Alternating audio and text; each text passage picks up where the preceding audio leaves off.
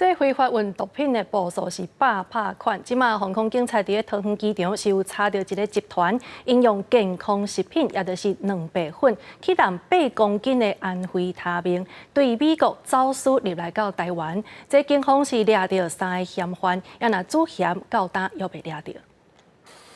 年轻2倍参谋航空警察局甲财政部关务署台北关，伫今年5月破获一批来自美国以2000蛋白粉名义申报进口货物，内底藏有市价约1000万的第2级毒品安非他命8.多公斤。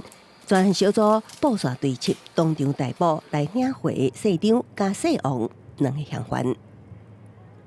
15.05分，我们下个依法逮捕了啊！该走私贩毒集团使用健身补充高蛋白的营养食品充当运毒工具，将安非他命埋藏于粉末当中，自美国运输来台。专案调查发现，以外号光头为首的卖毒集团，使用健身补充高蛋白的营养食品当作运毒工具，想要以假乱真。专案小组查获时，罕见闻到毒品真高的香草味，也就是查到新的种类毒品，拢总查获嫌犯3个人。该集团自今年3月间，以相同的模式多次运输毒品入台，共犯酬劳每次可分得新台币3至10万元不等。5月间，由张姓及王姓犯嫌出面领货时，当场人赃俱获。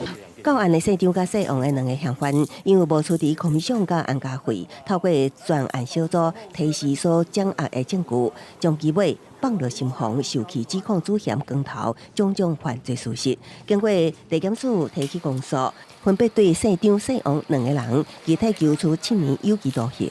另外在逃主嫌分别予地检署甲法院发布数十个通缉在案、通缉中。记者综合报道。